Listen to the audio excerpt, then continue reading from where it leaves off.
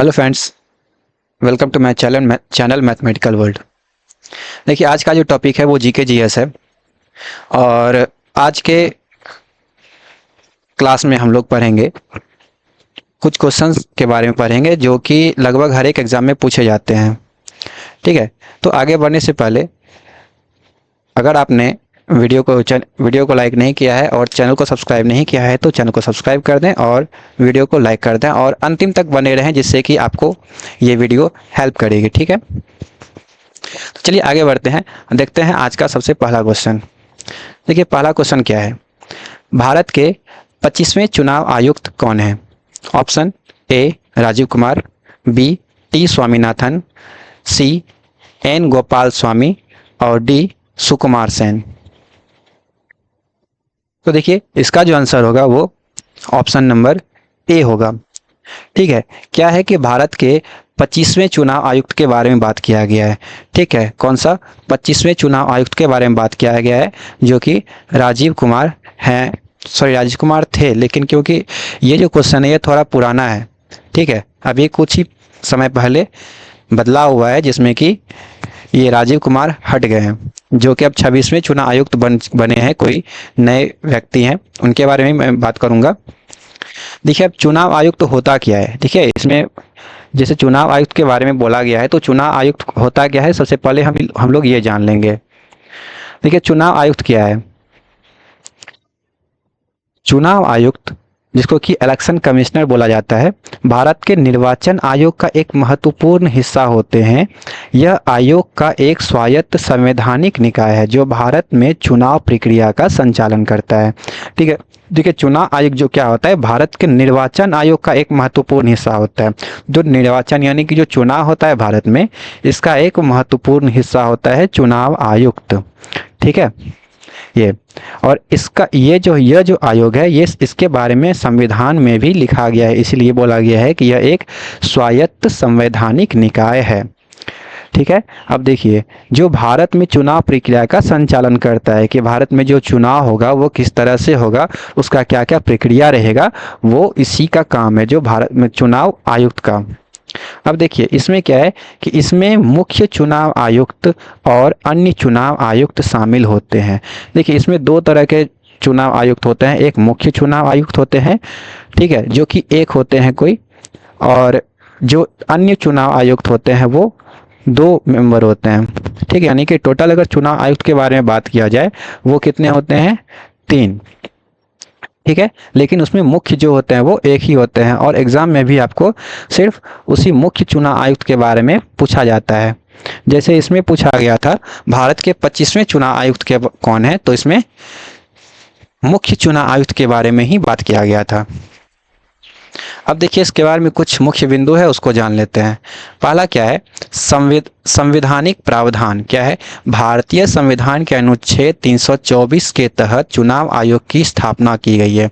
ठीक है, ये जो चुनाव आयोग जो है, इसका जो स्थापना किया गया है वो भारतीय संविधान के अनुच्छेद नंबर 324, ये सब कॉपी में लिख लेना है, क्योंकि ये सब एग्जाम में क्वेश्चन पूछा जाता है कि चुनाव आयोग का किस अनुच्छेद में विवरण किया गया या फिर किस अनुच्छेद में इसके बारे में बताया गया है।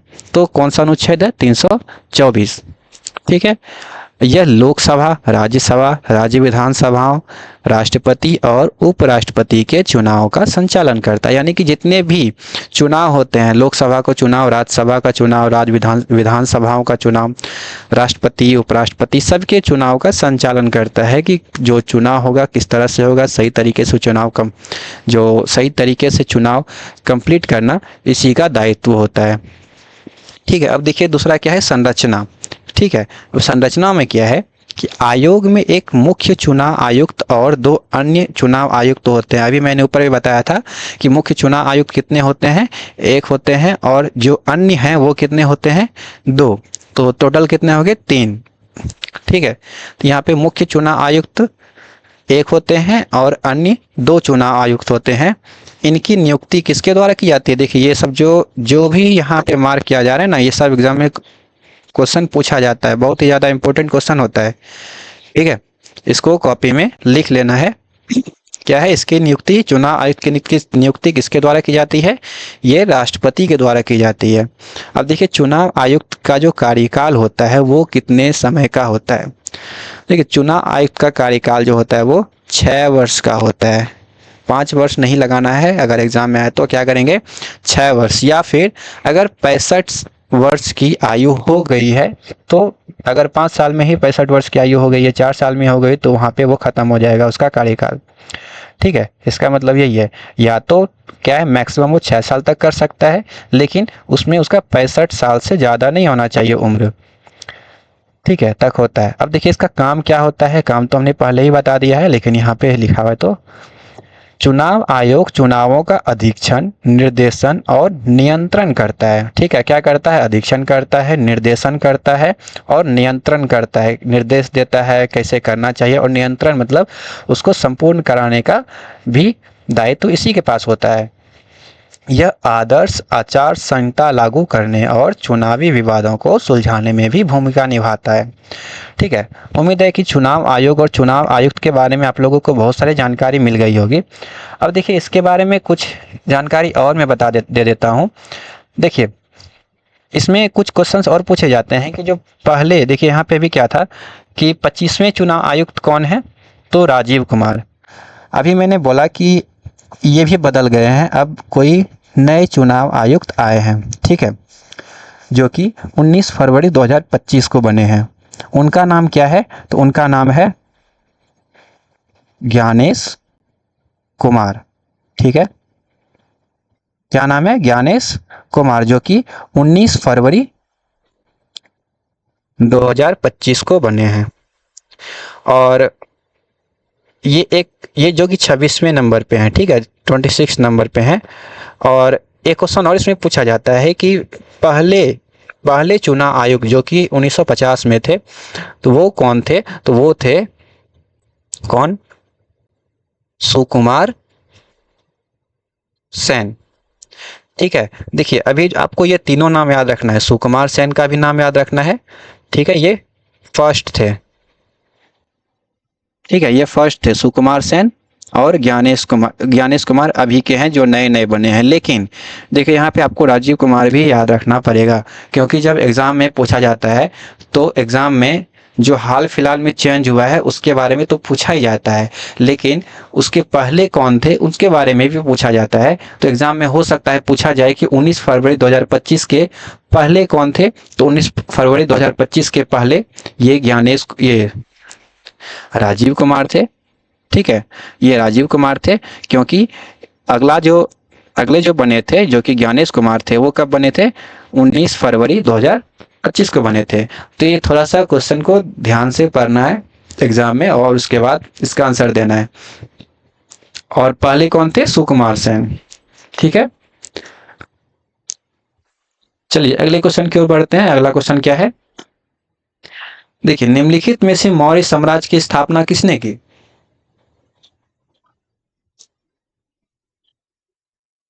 देखिए निम्नलिखित में से किसने मौर्य साम्राज्य की स्थापना की? तो ठीक है, तो देखिए पहला ऑप्शन है संप्रीति मौर्य, दूसरा है दशरथ मौर्य, तीसरा है चंद्रगुप्त मौर्य और चौथा है शालीशुक मौर्य।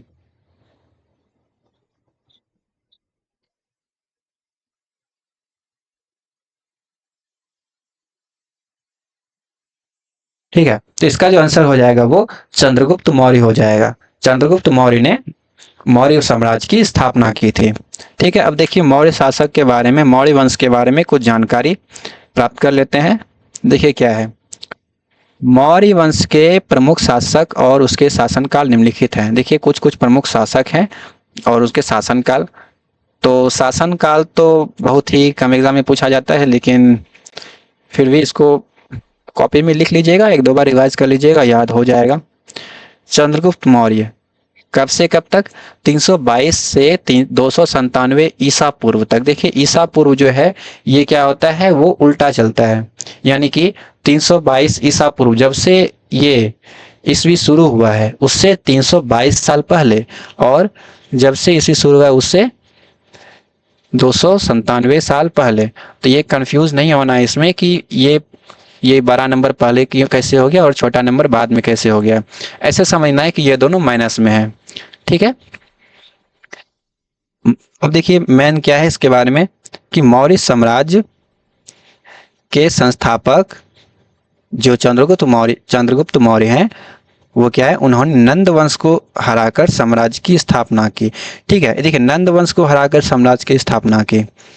अब देखिए इसमें नंद वंश के किस राजा को हराया था, किस शासक को हराया था। तो देखिए ये जो शासक है वो क्या नाम है, धनानंद।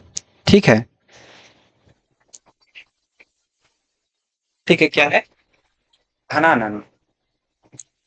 अब देखिए चंद्रगुप्त मौर्य के बाद कौन से शासक आए, बिंदुसार।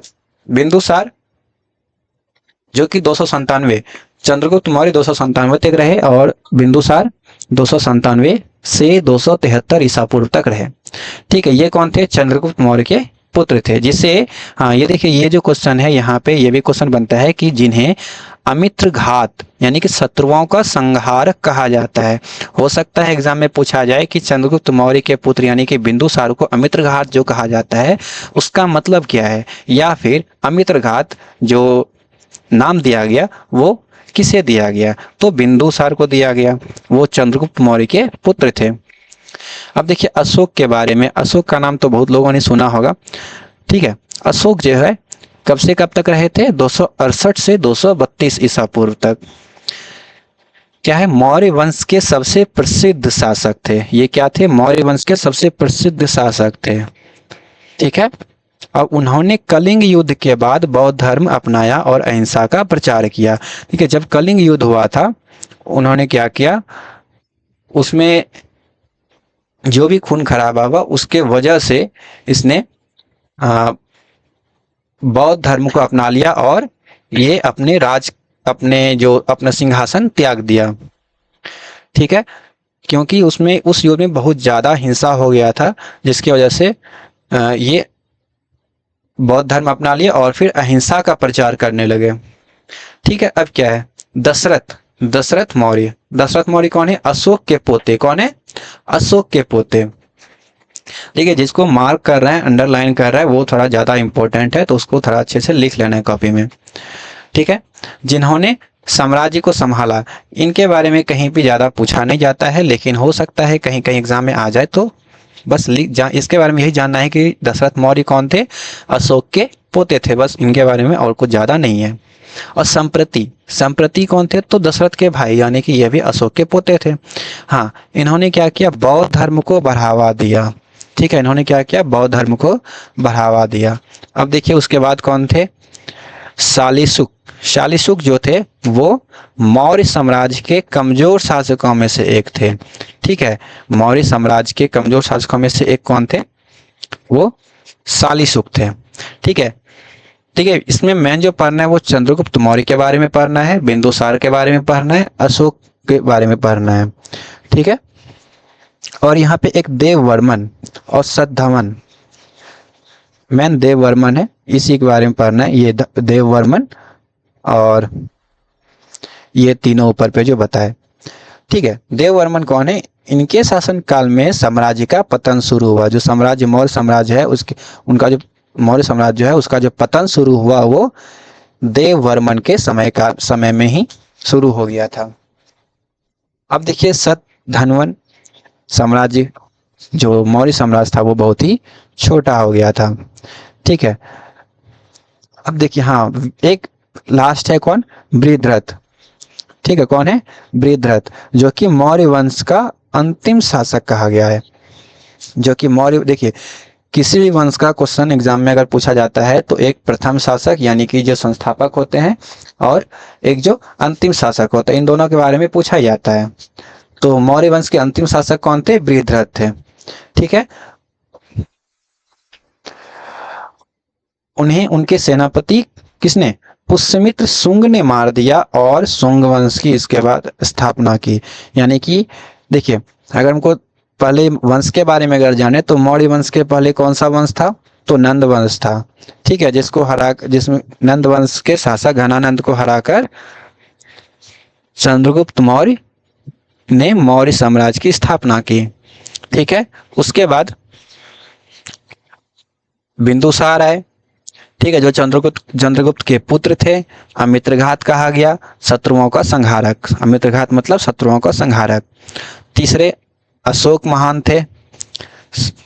वो कौन थे? सबसे प्रसिद्ध शासक थे मौर्य वंश के, और उन्होंने कलिंग युद्ध के बाद बौद्ध धर्म अपनाया और अहिंसा का प्रचार शुरू कर दिया। और एक यहाँ था कि देववर्मन, जिसके शासनकाल में साम्राज्य का पतन शुरू हो गया। और एक क्या है? बृहद्रथ। ठीक है, बृहद्रथ मौर्य वंश का अंतिम शासक, जिसे कि पुष्यमित्र शुंग, जो कि उसी का सेनापति था, उसने मार दिया और शुंग वंश की स्थापना कर दी। ठीक है, अब देखिए यहाँ पे ये भी पूछा जा सकता है कि उस ये मौर्य वंश जो है वो कब से कब तक रहा? तो कब से कब तक रहा, यहाँ देखिए 184 ईसा पूर्व लास्ट है। ठीक है, और शुरू कब से था? 322। तो 322 से 184 ईसा पूर्व तक ये चंद्रगुप्त, ये मौर्य वंश रहा। चलिए अब अगले क्वेश्चन की ओर बढ़ते हैं। देखिए अगला क्वेश्चन क्या है। देखिए अगला क्वेश्चन क्या है। 31 दिसंबर 1947 को संविधान सभा में कितने सदस्य थे? ठीक है, ऑप्शन है, ऑप्शन नंबर ए 195, 334, 200, 299। देखिए इसका सही आंसर है 299। देखिए इसके बारे में हम जान लेते हैं कुछ। देखिए 31 दिसंबर या 31 दिसंबर 1947 को भारतीय संविधान सभा में कुल कितने सदस्य थे? 299। ये भी एग्जाम में क्वेश्चन पूछा जाता है। और इनमें देखिए 299 सदस्य थे, जिसमें कि ये 229 सदस्य ये थे वो मनोनीत थे, यानी ये मनोनीत नहीं, इनका चुनाव हुआ था। ठीक है, जो कि चुने गए थे। और 70 सदस्य जो थे वो मनोनीत किए गए थे। अब देखिए इसके बारे में और कुछ जानकारी देख लेते हैं कि क्या क्या हुआ था उस टाइम। सबसे पहले देखिए ये जो है संविधान बनने के समय के बारे में बात दिया गया है। ठीक है, क्योंकि संविधान जो बना था वो कब बना था, बनके तैयार कब हुआ था? 26 नवंबर, ठीक है, 1949। ठीक है, जो हमारा संविधान है वो 26 नवंबर 1949 को बना था। और 2 महीने बाद, इसके 2 महीने बाद यानी कि 26 जनवरी 1950 में इसे लागू कर दिया गया था। ठीक है, अब देखिए संविधान को बनने में कितना समय लगा था। ठीक है, संविधान को बनने में समय कितना लगा था?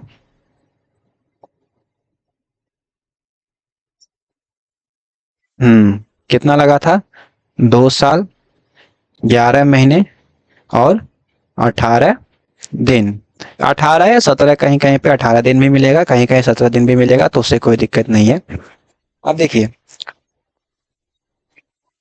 देखिए इसमें जो संविधान जो बना था, संविधान बनने के प्रक्रिया में टोटल कितने सत्र हुए थे? टोटल 11 सत्र हुए थे। कितने सत्र हुए थे? 11 सत्र। ठीक है, सत्र कितने हुए थे टोटल? 11। और पहला कब हुआ था?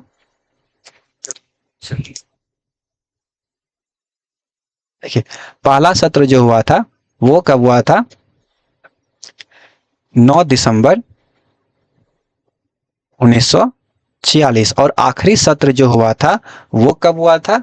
वो था 26 नवंबर, यानी कि जब संविधान बन के तैयार हुआ था उस टाइम, यानी कि 26 नवंबर 1949। ठीक है, और देखिए इस 11 सत्र में जो सभी लोग आपस में एक जगह मिलके जो सभी एक दूसरे से बातचीत किए थे, उसका टोटल दिन कितना था? 165 दिन, यानी कि 165 दिन सब मिले आपस में, सबने विचार विमर्श किया कि संविधान को कैसे बनाया जाए, संविधान बनाने के जितने प्रक्रिया थे सबको इस 165 दिन में कंप्लीट किया गया। ठीक है, 11 सत्र हुआ था। और देखिए, जब पहला सत्र था, पहले सत्र में, ठीक है 1946 है,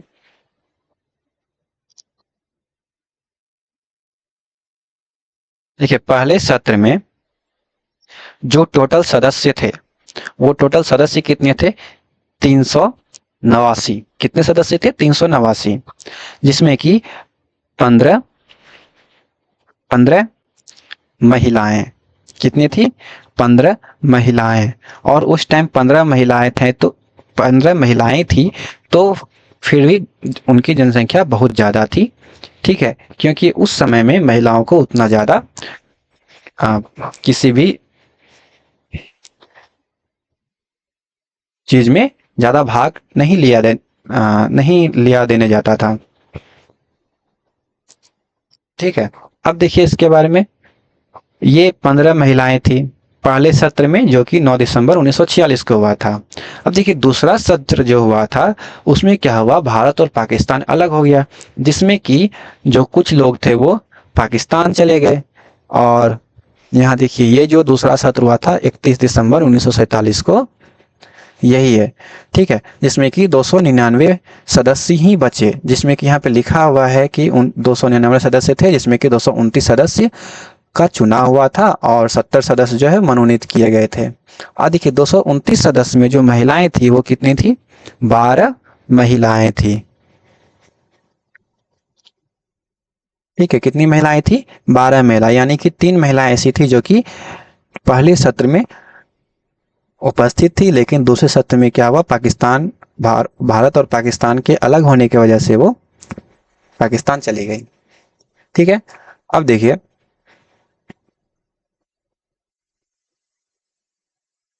संविधान जो बना था, संविधान जो बनकर तैयार हुआ था, उन पर सभी सदस्यों के जो हस्ताक्षर किए गए थे वो कब किए गए थे?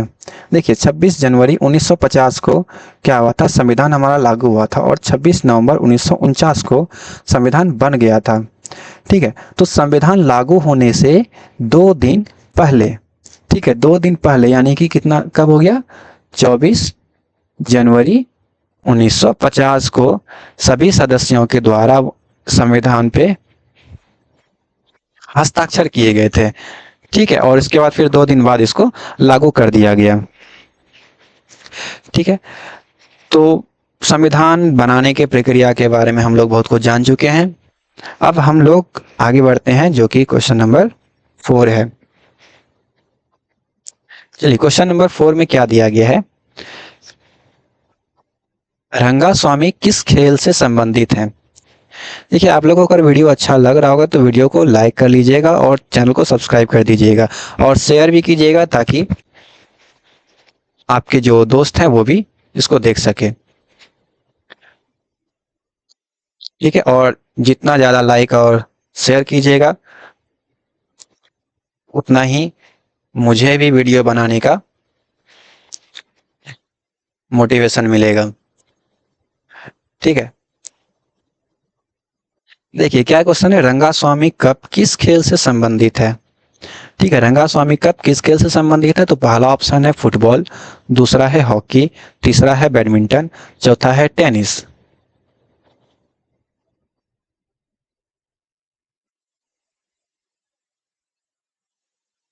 तो देखिए इसका जो आंसर है वो हॉकी है। ठीक है, रंगास्वामी जो कप है वो किस खेल से संबंधित है? वो हॉकी से है।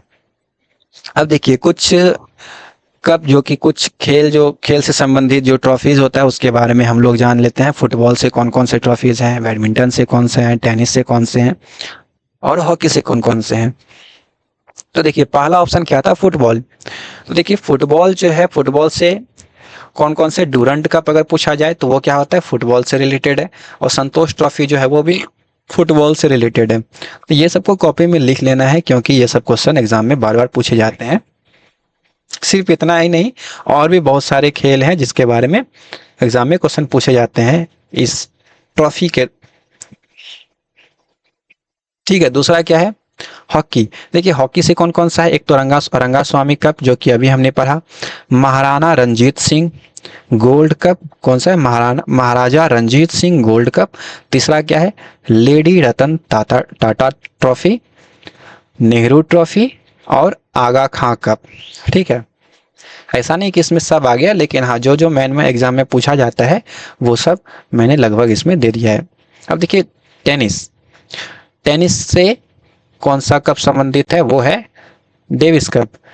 देखिए जो टेनिस यहाँ पे लॉन टेनिस है, ठीक है, लॉन टेनिस से, लॉन टेनिस जो है वो जो डेविस कप है वो लॉन टेनिस से संबंधित है। ठीक है, वैसे भी कोई दिक्कत नहीं, एग्जाम में अगर सिर्फ टेनिस में रहे तो वो लगा सकते हैं। हाँ अगर ऑप्शन में दोनों रहे लॉन टेनिस या टेनिस, तब लॉन टेनिस लगाएंगे। अब देखिए अगला क्वेश्चन, अगला क्या है, बैडमिंटन। बैडमिंटन क्या है, बैडमिंटन से कौन कौन सा कप है, एक थॉमस कप है और एक उबर कप है। ठीक है, तो हमने इस चारों के बारे में, यानी कि फुटबॉल से कौन कौन सा ट्रॉफी रिलेटेड है, हॉकी से, बैडमिंटन से और टेनिस से, सबके बारे में पढ़ लिया। तो चलिए अब अगले क्वेश्चन पे जाते हैं। अगला क्वेश्चन क्या है, ये लोक नृत्य से क्वेश्चन पूछा गया है। क्या है, निम्नलिखित में से कौन सी पंजाब की एक नृत्य शैली है। ठीक है, इसमें जो दिया गया है कौन से एक पंजाब की नृत्य शैली है। ऑप्शन है घूमर, गरबा, छऊ और भांगड़ा। तो देखिए इसका जो सही आंसर है वो है भांगड़ा।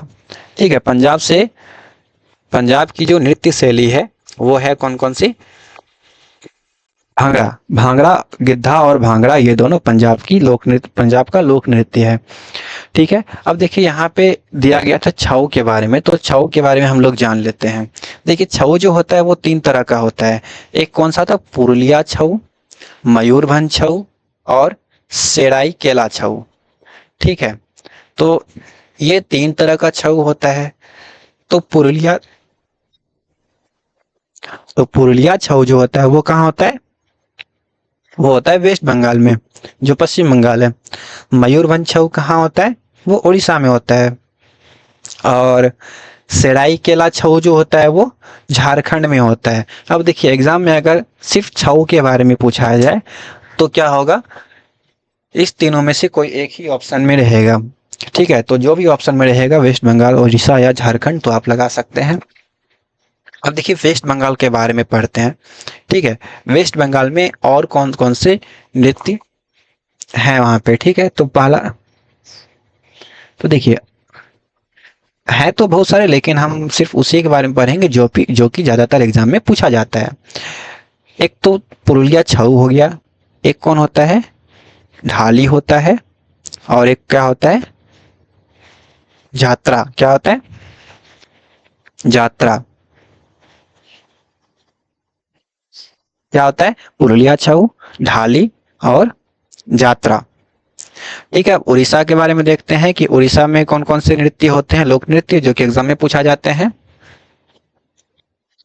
एक तो मयूरभंज हो गया, मयूरभंज छऊ, एक होता है धूमरा। ठीक है, एक ओडिसी भी होता है, ओ ओडिसी। ठीक है, लेकिन ये जो ओडिसी है वो लोक नृत्य नहीं है, क्या है, एक शास्त्रीय नृत्य है। ठीक है, अब अगला क्या है, झारखंड। तो झारखंड में देखिए कौन कौन सा होता है, सरहुल, एक तो छऊ होता है सरायकेला। तो सरहुल से याद रख सकते हैं कि सरहुल झारखंड में होता है, और छऊ में जो 100 वाला है सरायकेला वो भी झारखंड में होता है। अगर कंफ्यूजन है तो कम से कम एक का तो कंफ्यूजन क्लियर हो गया। अब दूसरा क्या है, सरहुल हो गया, जाट जाटिन हो गया, जाट जाटिन। तो देखिए कुछ कुछ आपको झारखंड में ऐसा नृत्य मिलेगा जो कि बिहार में भी होता है। तो ऐसा इसलिए है क्योंकि पहले झारखंड और बिहार दोनों एक ही था, तो अब अलग हो गया है 2000 में।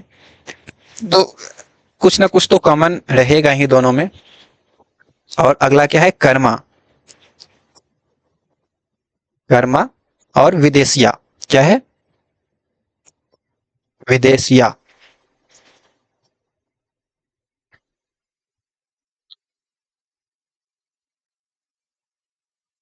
क्या क्या है झारखंड में? विदेशिया, सरहुल, जाट जाटिन, कर्मा। ठीक है। अब कुछ, अब देखिए जैसे यहाँ पे घूमर है, गरबा है, तो इस दोनों के बारे में भी कुछ देख लेते हैं। क्या है, देखिए घूमर, घूमर कहाँ से है?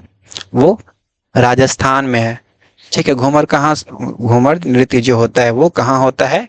राजस्थान में होता है। अब राजस्थान में और कौन कौन से नृत्य हैं जो कि जिसके बारे में एक ही एग्जाम में पूछे जाते हैं? कौन कौन से है? पहला पनिहारी। कौन सा है? पनिहारी। दूसरा है कालबेलिया। ये सब को कॉपी में लिख लेना है क्योंकि ये सब एग्जाम में पूछा जाता है बार बार। गणगौर।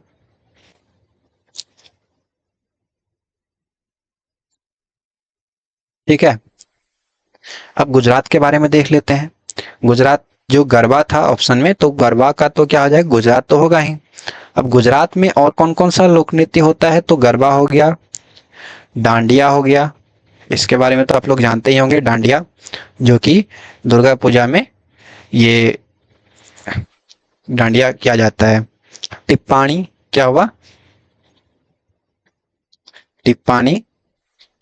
और एक है पनिहारी। तो ये सब कुछ लोक नृत्य, ये सब कुछ नृत्य हैं जो कि एग्जाम में बार बार ज्यादातर ये पूछे जाते हैं।